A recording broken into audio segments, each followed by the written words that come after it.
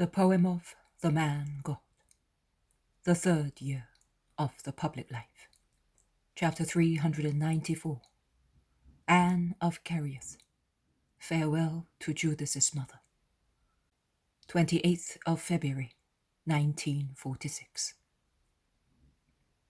Lord, would you come with me alone, to see an unhappy mother?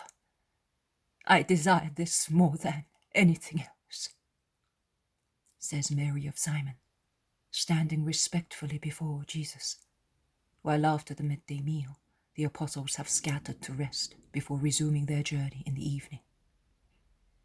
Jesus instead is resting in the shade of the apple trees, laden with small green apples, about to ripen, and Mary seems to be resuming a conversation previously begun.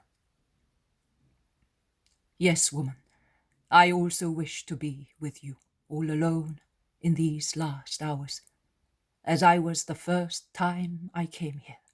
Let us go. And they go into the house, where Jesus takes his mantle, and Mary her veil and mantle. They follow paths through fields, orchards, and forest trees. It is still warm. Waves of warm air come from the fields where the crops are ripe. But the mountain breeze moderates the heat, which would have been unbearable down in the plain. I am sorry to make you walk in this heat, but later it would no longer be possible, and I have always longed for this thing without ever daring to ask you. A short while ago you said to me, Mary, to show that I love you, as if you were my mother, I say to you, ask me whatever you wish to have, and I will satisfy you. And so I dared, Lord. Do you know where we are going? No, woman. We are going to the house of the woman who was to be Judas's mother-in-law. Mary sighs heavily. She is not, and never will be, because Judas left the girl who died of a broken heart, and her mother now bears me and my son ill will. She always curses us. Judas is so weak and inclined to evil that he needs blessings only. I would like you to speak to her. You can convince her and tell her that it was a mercy that the marriage did not take place, that it is no fault of mine, that she may die without any grudge, because she is dying slowly with such grief in her soul. I would like to be at peace with her, because I have suffered, and I was ashamed of what happened, and it grieves me to see that the person who has been my companion since I came here when I got married is no longer my friend. In short, Lord, you know. Yes, do not worry. Your request is an honest one, and I will fulfill the task, because it is a good thing. After crossing a little valley, they climb up another hill, on which there is a village. Anne has lived here since her daughter died, in her estate, before she was at Kerioth, but while she lived there, her reproaches broke my heart every time we met. They take a side path just before the village and arrive at a low house in the fields. Now, my heart is trembling now that I am here. She will refuse to see me. She will reject me. She will be upset, and her poor heart will suffer even more. Master. Yes, I will go. You stay here till I call you, and pray in order to assist me. And Jesus goes all alone, as far as the wide open door of the house, which he enters greeting with his kind salutation. A woman comes towards him. "What do you want? Who are you?" "I have come to bring relief to your mistress. Take me to her." "Are you a doctor? It is of no avail. There is no hope. Her heart is dying." "There is still her soul to be saved. I am the rabbi." "You are of no use even as such. She is displeased with the Eternal Father and does not want to listen to sermons. Leave her alone." "I have come just because she is in that frame of mind. Let me go in, and she will not be so unhappy in her last days." The woman shrugs her shoulders and says, "Come in." There is a cool, half-dark corridor with several doors. At the end of the corridor, the last door is half open, and moaning can be heard from it. The woman enters the room, saying, "My mistress, there is a rabbi who wants to speak to you." "Why, to tell me that I am cursed, that I will have no peace, not even in the next life," says the sick woman, panting and upset. "No, to tell you that your peace will be complete, if you only wish so, and you will be happy forever with your Johanna," says Jesus, appearing at the door. The sick woman, whose face is yellow and swollen, and who is panting in a little bed, leaning on many pillows, looks at him and says, "Oh, what words! It is the first time that a rabbi does not reproach me. What hope! My Johanna with me, blessed no more grief. The grief caused by a cursed man. She who gave birth to him did not avoid it. She betrayed me after enticing me. My unhappy daughter," she pants more and more. "See, you are making her feel worse. I knew. Come away." "No, you go away. Leave me alone with her." The woman goes out, shaking her head. Jesus approaches the bed slowly. He kindly wipes the perspiration on the face of the woman, who finds difficulty in doing so, because her hands are incredibly swollen, and he fans her head with a fan made with palm leaves. He helps her to drink as she seeks some refreshment in the liquor on the night table. He seems a son near a diseased mother. He finally sits down, kindly but firmly determined to fulfill his mission. The woman watches him and calms down. And with an agonizing smile, she says, "You are handsome and kind. Who are you, Rabbi? You are as gentle as my beloved daughter was in comforting me." "I am Jesus of Nazareth." "You! And you have come to me. Why?" "Because I love you. I have a mother too, and in every mother I see mine, and in the tears of mothers I see my mother's." "Why does your mother weep? Why has another son of hers died?" "Not yet. I am her only son, and I am still alive. But she already weeps, because she knows that I must die." "Oh, poor woman,"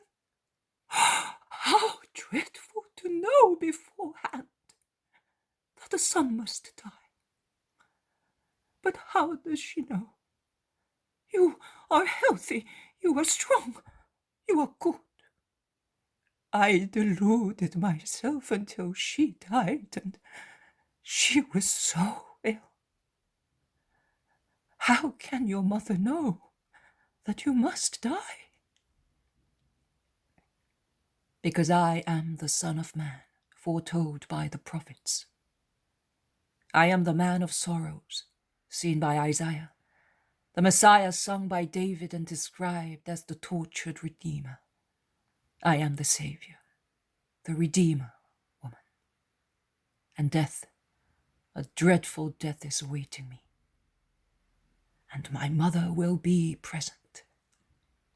And my mother has been aware since I was born that her heart will be broken by sorrow like my own. Do not weep. Through my death I will open the gates of heaven to your Johanna. Also to me, to me. Yes, in due course.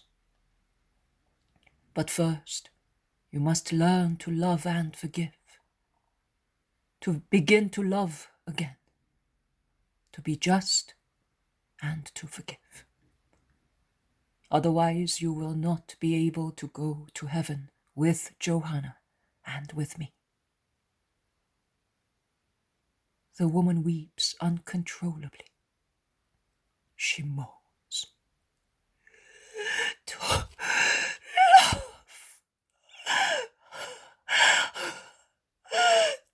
love. When men have taught us to hate.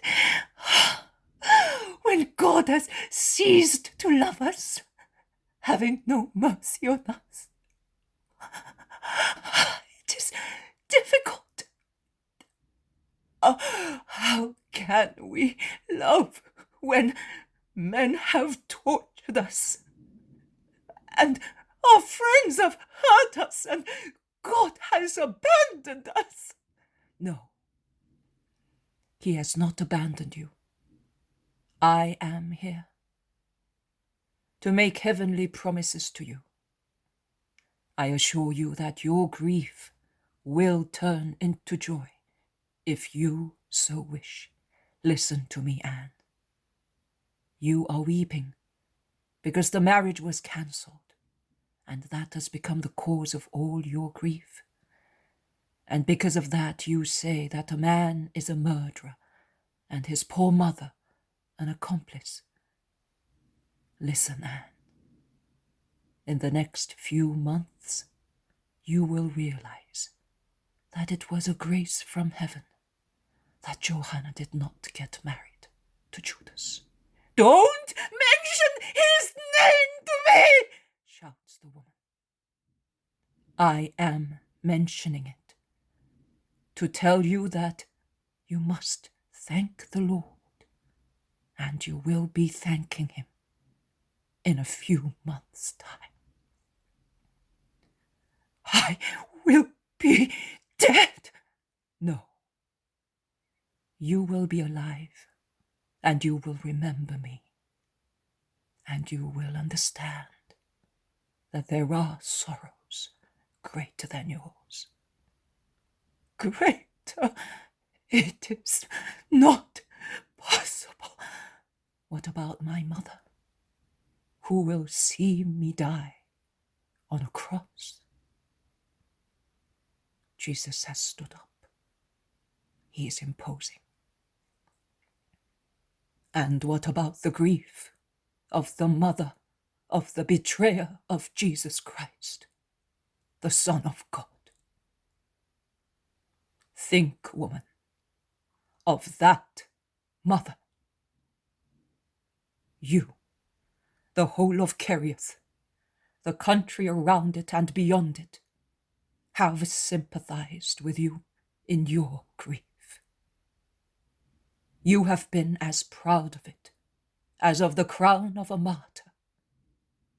But that mother, like Cain, without being Cain, being instead Abel, victim of her traitorous son, the killer of God, a sacrilegious, cursed son. She will not be able to stand the look of men, because each glance will be like a stone of lapidation, and in every word, in every voice of man, she will seem to be hearing a curse, an abuse, and she will never find shelter on the earth until her death, until God, who is just, takes the martyr with himself, making her forget that she is the mother of the murderer of God, by giving her the possession of God. Is that mother's sorrow not greater? Oh, immense sorrow. You understand. Be good, Anne. Admit that God was good in what he did. But my daughter is dead. Judas made her die. To have a richer dowry, his mother approved. No, that is not true, I can assure you, and I read hearts. Judas is my apostle, but I tell you, he behaved badly and will be punished for it. But his mother is innocent. She loves you and would like to be loved by you.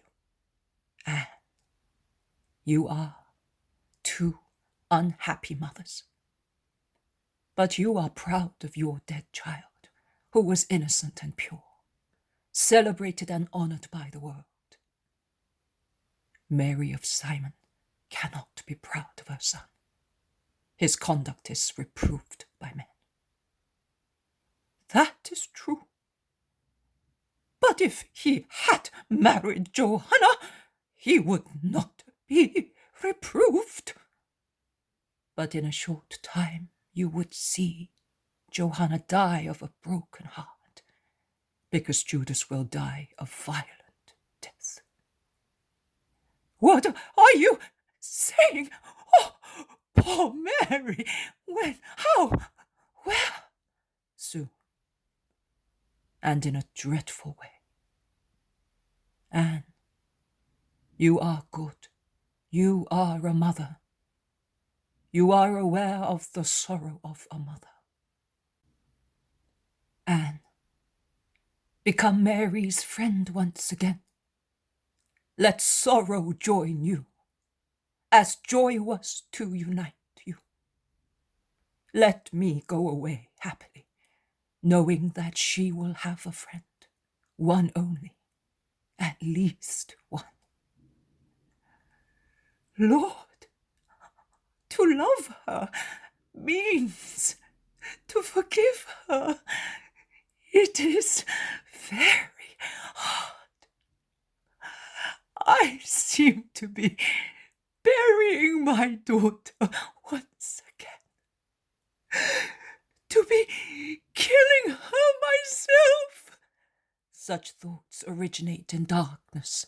Do not listen to them. Listen to me, the light of the world.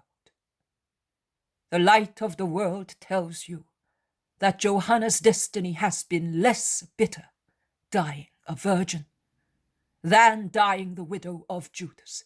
Believe me, Anne. And consider that Mary of Simon is more unhappy than you are. The woman is pensive. She struggles, weeps, and says, But I have cursed her, both her and the fruit of her womb. I have sinned, and I absolve you. And the more you love her, the more you will be absolved in heaven. But if I become her friend, I will meet Judas, Lord. I cannot do that.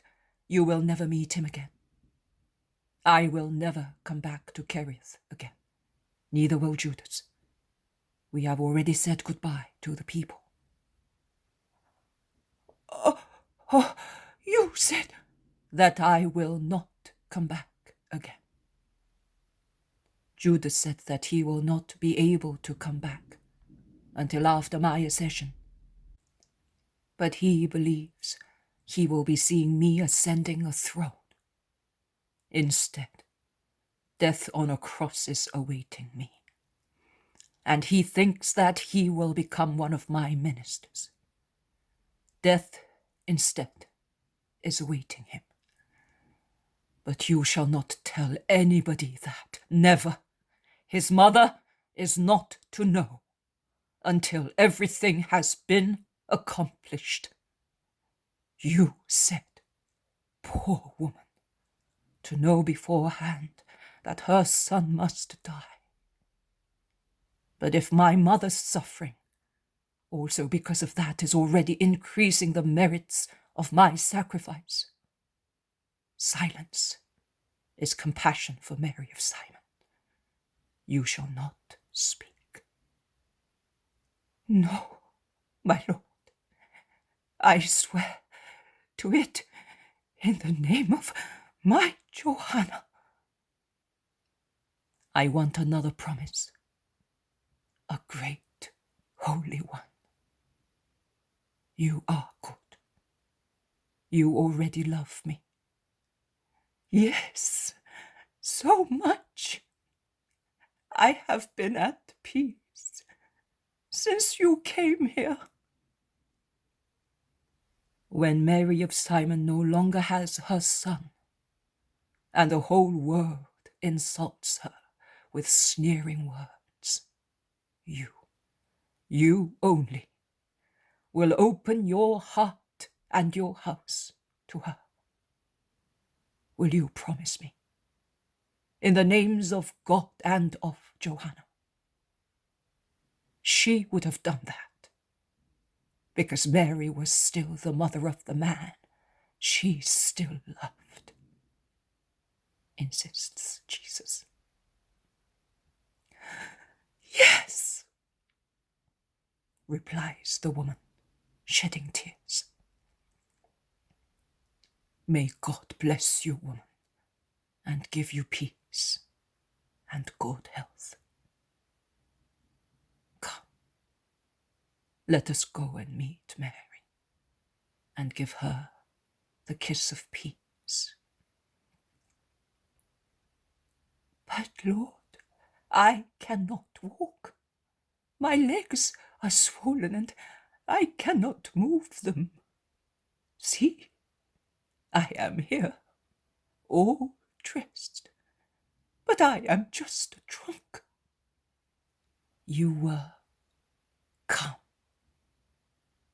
And Jesus stretches out his hand invitingly. The woman, staring at Jesus' eyes, moves her legs. She stretches them out of the little bed, lays her bare feet on the floor, stands up and walks. She seems fascinated.